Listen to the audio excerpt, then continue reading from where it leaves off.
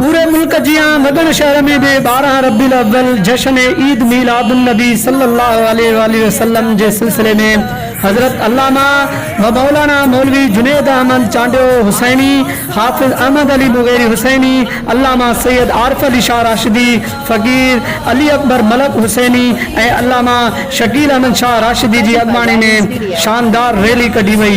Rally वगण शहर जे मुख़्तलिफ़ रस्तनि खां थींदे वगण शहर जे मेन मुख्य चौक ते पहुती। रैलीअ में हज़ारनि जे तादाद में आशिकाने रसूल सल्लल्लाहु अलैहि वसल्लम पिण शरीक थिया। उन मौके ते अॻवाननि खिताब कंदे चयो त ताजदार अंबिया हज़रत मुहम्मद मुस्तफ़ा सल्लल्लाहु अलैहि वसल्लम जी आमद आलम इस्लाम लाइ राह मशल आहे। असांखे क़ुरान पाक मां सबक हासिल करणु घुर्जे।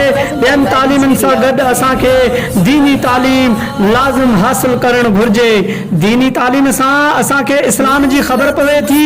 अल्लामा सैयद सज्जाद हुसैन शाह बुखारी हुसैनी चयो त ॿिनी जहाननि जे सरदार हज़रत मुहम्मद मुस्तफ़ा ताजदार अंबिया ख़ातमुन नबीयीन सल्लल्लाहु अलैहि वसल्लम जी आमद जे ॾींहुं हिकु वॾी शानदार रैली हर साल जीअं हिन साल बि कढी वई आहे, जंहिंमें हुज़ूर पाक सल्लल्लाहु अलैहि वसल्लम जा हज़ारनि जे तादाद में उम्मती हिन रैलीअ में शरीक आहिनि।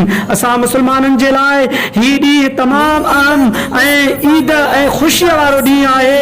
हिन ॾींहं ते असां सभई कम कारियूं छॾे पंहिंजा ॿार बच्चा ऐं नंढनि ॿारनि सां गॾिजी हार सिंगार करे ईद वांगुरु अची रैलीअ में शरीक थी ताजदार अंबिया हज़रत मुहम्मद मुस्तफ़ा सल्लल्लाहु अलैहि वसल्लम सां मोहब्बत जो इज़हार कंदा आहियूं।